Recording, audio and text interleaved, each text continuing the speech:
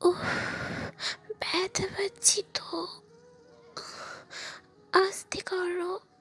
একটা কিসই তো দিচ্ছি, তাও ব্যথা পাচ্ছ? তুমি আমায় কিভাবে শক্ত করে জড়িয়ে ধরলে তো ব্যথাই পাইবো। কেন? তোমার কি আমার আদর খেতে ভালো লাগে না? লাগে তো, কিন্তু নাভিতে কেন এত শক্ত করে কিস দিতে হবে শুনি? আচ্ছা, একটা কথা শোনো না। হ্যাঁ, বলো, শুনছি। আমি তোমাকে সব সময় কোথায় আদর করি বলো তো? এই তো, সব সময় নাভিতে চটিয়ে ঘুরতে আদর করো। চুপ। আমি তোমার স্বামী হিসেবে সব সময় তোমার কপালে, তোমার হাতে, তোমার মাথায়, এই সমস্ত জায়গায় বেশি আদর করি। আর মাঝে মাঝে ঠোঁটে এবং নাভিতেও করি। জানি তো জান, তুমি আমাকে অনেক ভালোবাসো। আর আমি তো এমনি এমনি, আমি তো বলবো কেন, আমি যে রাগ করি ভাবি। তুমি কি চাও না তোমার বউটা তোমার উপর হাগ করুক, তোমাকে ভালোবাসুক? আমি তোমাকে তোমার চেয়েও বেশি ভালোবাসি জান। বিয়ের পর একটা স্বামীর সবচেয়ে কাছের একজন মানুষই হলো তার বউ। আর দিন শেষে এবং মৃত্যুর আগ পর্যন্ত তার বই তার পাশে থাকবে। তাই আমি তোমাকে কখনোই হারাতে পারবো না, কখনো না। জান, একটা ফুলওয়ালা যাচ্ছে, ওনাকে দাঁড়াতে বলবো? হ্যাঁ বলো। এই যে, দাঁড়ান আঙ্কেল। জি মামুনি, বলো কোন ফুলটা নিবা আর কোনটা তোমার পছন্দ? এই যে, লাল রঙের মাঝখানের ওইটা দিন তো। এই যে মামুনি, নাও, এটা তোমারে অনেক মানাবে। এই যে নিন, টাকাটা রাখুন। স্যার, এত টাকা তো ভাঙতি নাই।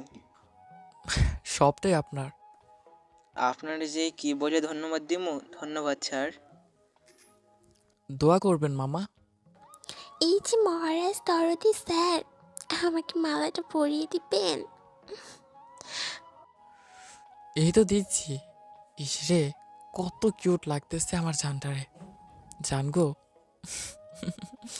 অনেক ভালোবাসি গো জান, আপনাকে অনেক ভালোবাসি।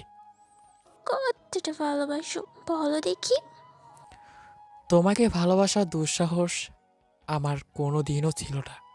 তবে তুমি চাইলে কোনো এক শীতের রাতে হাতে হাত রেখে হলুদ আলোর ছায়ায় অনেকটা পথ হেঁটে যেতে পারি। আর কি পারো? বসন্তের বিকেলের সবুজ পাতার অলংকার ঘোরও দিতে পারি। শাড়ির আঁচলটা কাঁধ থেকে নামলে ঠিক করে দিতে পারি।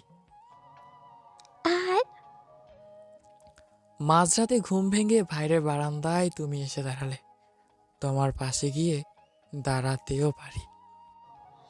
কিন্তু মাঝরাতে ঘুম ভাঙবে কেন? সবটা কি সবটা কি আর মানুষ নিজের হাতে থাকে গো দীপা? সবার কাছে নিজেকে আড়াল করতে গিয়ে শেষ অবধি নিজেকেই নিজের কাছে আড়াল করে ফেলে। তখন তো নিজের শরীরটা অবধি নিজের কথাই চলে না। সে না হয় তুমি ঘুম পাড়িয়ে দিলে। সে পারি, তবে অভিমানে জেগে থাকা জরুরি। ঘুমিয়ে পড়লে ওরা লুকিয়ে পড়ে, পরে সময় মতো রাগ হয়ে বেরিয়ে আসে। আমার উপর রাগটা তুমি কখনোই করবে না তো? কিন্তু এটুকু তো জীবনে চলে না, তা কি বোঝো? বাস্তব চিনলে ভালোবাসা চলে শুনি, কিন্তু সংসার করা সহজ নয়। তবে আজ থেকে ভালোবাসার দায়িত্ব আমি নিলাম, সংসারের দায়িত্ব তুমি নিবা তো? তারপর সময় করে আমাকেও বাস্তবটুকু চিনিয়ে দিয়ে না হয়। অতিরিক্ত বাস্তব সচেতন দ্বীপের নেতার চোখেও নদীর টান আসে।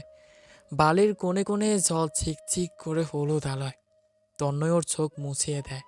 বাস্তবের শক্ত মেয়েটা বেজা গলায় বলে, বাস্তব শিখে কাজ নেই, তুমি শুধু আমাকে বাস্তব হয়ে থাকো।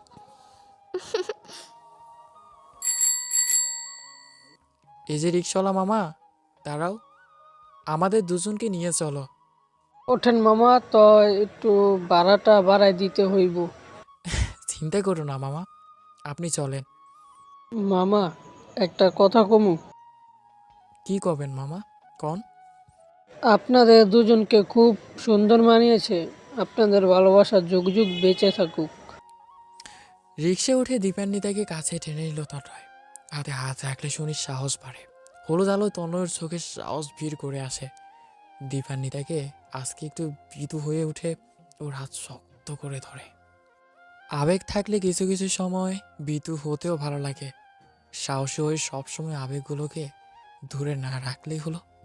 ওরাই যে ভালো থাকতে, ভালো রাখতে শেখায়। ভিডিওটি এই পর্যন্তই। আপনাদের যদি ভালো লাগে অবশ্যই শেয়ার করবেন। অবশ্যই ভালো লাগলে কমেন্টস করতে ভুলবেন না। আল্লাহ হাফেজ।